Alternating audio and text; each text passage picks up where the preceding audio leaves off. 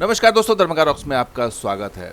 Spice jet Darbhanga नहीं से नहीं जाएगा और इंडिगो को दरभंगा आने नहीं दिया जाएगा। लगातार ये खबरें आ रही थी कि इंडिगो को लाया जाएगा। संजय कुमार झा इसके लिए कोशिश कर रहे थे, लेकिन अब खबर ये आ रही है कि स्पाइस जेट को फिर एक मौका मिला है। बेंगलुरु के बाद अब दिल्ली से एक और फ्लाइट ऑपरेट करेगी, यानी कि तीन फ्लाइट ऑपरेट होगी दिल्ली से दरभंगा के बीच में। तो पहले खबर समझ लीजिए क्या है। अराइवल ये 27 अक्टूबर का अगर देखें, यानी कल का, तो उसमें कई फ़्लाइट्स ऐड हुई हैं, यानी 2 फ्लाइट नहीं ऐड हुई है और दिल्ली के लिए 3 फ्लाइट है। पहली फ़्लाइट 11:10 पर है, उसके बाद दूसरी फ़्लाइट 1:20 पर है और तीसरी फ़्लाइट 3:30 पर है। 3 फ्लाइट 3 टाइम पे, यानी कि 2 ही थी पहले, अब 3 हो गई है। चूँकि छठ और दिवाली का मौका है, इसलिए स्पाइस जेट ने एक और फ्लाइट इंट्रोड्यूस कर दिया है। इससे पहले आपको बता दें कि बेंगलुरु भी ऐड हो गई है, तो 2 फ्लाइट और ऐड हुई है यहाँ से। लेकिन सवाल ये है कि फ़्लाइट तो हो रही है, लेकिन क्या इस लायक है स्पाइस जेट? तो देखिए, ये टिकट बुकिंग भी चालू हो गई 27 अक्टूबर को। देखें, और रेंज क्या रखा गया है, 18,223। अपने मन से कुछ भी रख दीजिए, 18,223 से स्टार्टिंग है ये। आप तीनों फ्लाइट में सेम रेट है, यानी दबा के पैसा कमाने का प्लान है। पूरा घाटा लगता है यहीं से वसूल लेंगे। तो सवाल ये है कि इंडिगो को जो लाने की प्लानिंग थी, संजय कुमार झा लगातार ये बयान दे रहे थे कि इंडिगो को जो है वो आएगा और इंडिगो के लिए यहाँ पर व्यवस्था करनी पड़ेगी, समय लेना पड़ेगा, यहाँ बात करनी पड़ेगी, वहाँ व्यवस्था करनी पड़ेगी। तो आखिर ये व्यवस्था स्पाइस जेट कैसे कर ले रहा है इतने आसानी से? इंडिगो भी यहाँ से ऑपरेट कर रही है, उसका भी यहाँ पर टिकटिंग काउंटर वगैरह सब कुछ है। ये कैसे हो जा रहा है? ये सुनिए संजय कुमार झा ने क्या कहा था। 1 दिसंबर से ये फ्लाइट उड़ना शुरू हो जाएगी। जो मैंने कहा था कि फ्लाइट स्लॉट करना पड़ता है। जो जहाज़ आप प्लान करते हैं 2 महीना बाद जहाज़ आता है, या आप टिकटिंग से लेके जगह ठीक करने से लेके सारा सिस्टम आपको बिल्ड करना पड़ता है। तो अगर उनको टाइम स्लॉट मिल जाएगा दिल्ली में और मुंबई में, तो 1 दिसंबर से ये शुरू हो जाएगा। हम लोगों ने फिर आग्रह किया है, जो मंत्री जी हैं वहाँ पर, कि भाई आप ही ने फ़ोन करके कहा था, अब 15 अक्टूबर तक कम से कम इन लोगों को टाइम स्लॉट दे दीजिए, तो 1 दिसंबर से फ्लाइट उड़ना शुरू होगा। तो सुना आपने, संजय कुमार झा कह रहे हैं कि टाइम स्लॉट लेना पड़ेगा और जगह व्यवस्था सब कुछ करनी पड़ेगी। लेकिन ये स्पाइस जेट आसानी से कैसे कर लेता है भाई? उसके पास ऐसी क्या जादू की छड़ी है? वो जब चाहे तब उसको मिल जाती है बुकिंग की सुविधा, और जब चाहे तब वो ऐड कर देता है। बेंगलुरु से ऐड कर दिया, आप दिल्ली से तीसरी फ्लाइट ऐड कर दी। तो इंडिगो क्यों नहीं कर पा रहा है? क्या उसे इंडिगो को जानबूझ के रोका जा रहा है? क्या स्पाइस जेट की पकड़ इतनी मजबूत है सरकार के अंदर?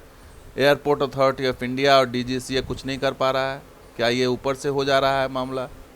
इस बात का जवाब किसी के पास नहीं है। लेकिन इतना तो तय है कि इतनी सारी व्यवस्थाओं के बाद भी, संजय कुमार झा को ध्यान देना चाहिए, इतनी सारी व्यवस्थाओं के बाद भी, अव्यवस्था कह लीजिए, स्पाइस जेट ने जो किया पिछले दिनों, पिछले कई महीनों से लोगों को परेशान किया, उसके बावजूद इसको जीवन दान पर जीवन दान मिल रहा है। न सिर्फ जीवन दान, बल्कि जब चाहे तब फ्लाइट वो इंट्रोड्यूस कर देता है और जब चाहे तब फ्लाइट को कैंसिल भी कर देता है। ये उसके पास सुविधा मौजूद है और उसके खिलाफ कोई कार्रवाई नहीं होती। और इंडिगो जो अप्रूवल के लिए लाइन में खड़ा है, वो लाइन ही में खड़ा है। और अजय सिंह, जैसा हमने पिछली रिपोर्ट में बताया था, अजय सिंह बाजीगर निकल रहे हैं।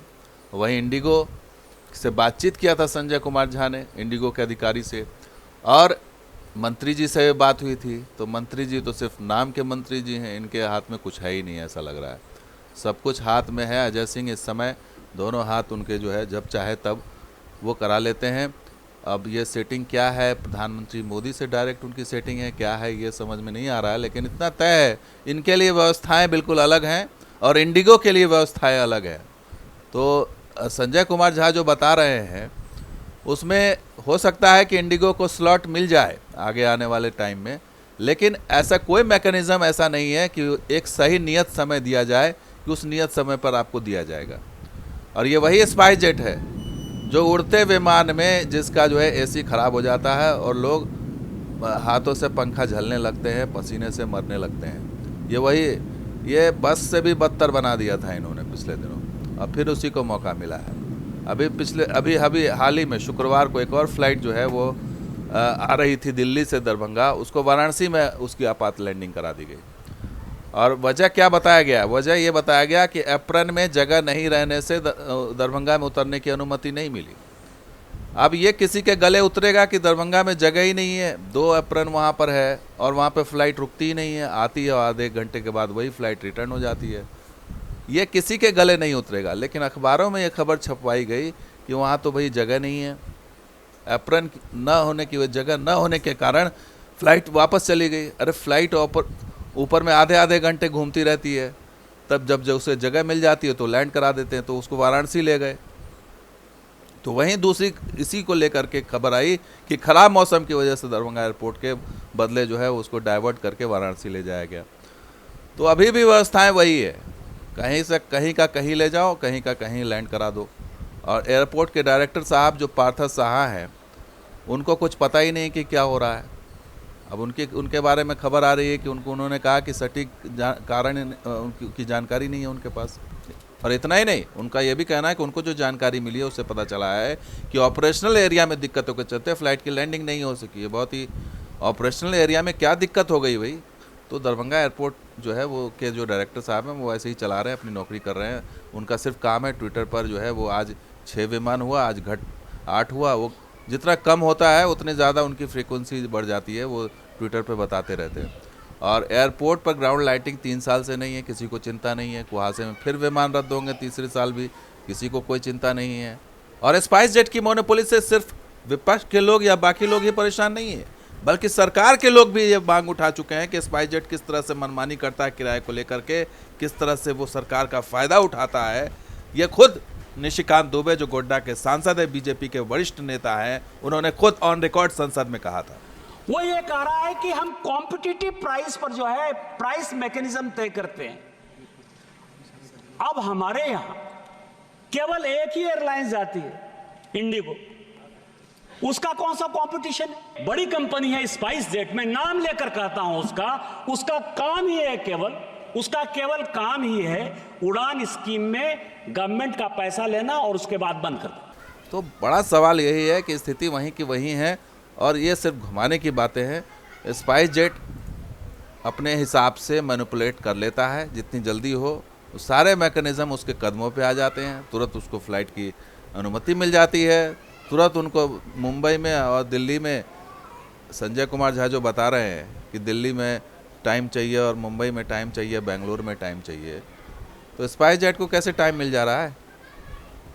वो कहाँ से ले आ रहा है अनुमति? ये सब कहने की बातें हैं। अब ये स्लॉट क्यों नहीं मिल रहा है? अभी तक बुकिंग शुरू हो जानी चाहिए थी।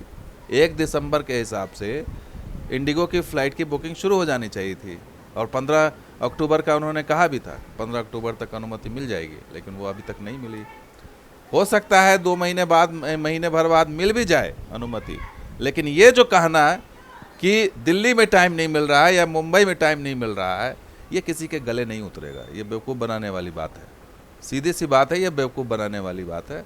और असल चीज़ है कि स्पाइस जेट अभी भी उसके हाथ में होल्ड है, अभी भी वो जब चाहे तब फ्लाइट शुरू कर सकता है, जब चाहे तब कैंसिल कर सकता है, जब चाहे तब फ्लाइट से बोर्डिंग करा के यात्री को उतार भी सकता है। और इतना ही नहीं, वो जहाँ से अयोध्या से दरभंगा शुरू हुई थी फ़्लाइट, क्या हुआ उस फ्लाइट का? कुछ पता है? कुछ पता नहीं। तो स्थिति यही है कि स्पाइस जेट के हाथ में ही सब कुछ है और ये दिखा रहा है स्पाइस जेट की तमाम परेशानियों पिछले 4-6 महीने में जो आई हैं, उस सब परेशानियों के बावजूद स्पाइस जेट ने जो है वो अपना होल्ड कायम रखा है और जब चाहे तब फ्लाइट को बढ़ा सकता है, जब चाहे तब वो घटा सकता है, जब चाहे तब वो फ्लाइट की बुकिंग शुरू कर सकता है और जब चाहे तब फ्लाइट को कैंसिल कर सकता है। ये पावर है उसके हाथ, ये हमें सबको एक्सेप्ट करना पड़ेगा और ये बात संजय झा को भी एक्सेप्ट करना पड़ेगा। तो दोस्तों ये वीडियो कैसा लगा जरूर लाइक कीजिए, शेयर कीजिए, सब्सक्राइब कीजिए। कुछ और वीडियो के साथ हाजिर होंगे। देखते दरभंगा रॉक्स। शुक्रिया, धन्यवाद। जय हिंद, जय बिहार, जय मिथिला।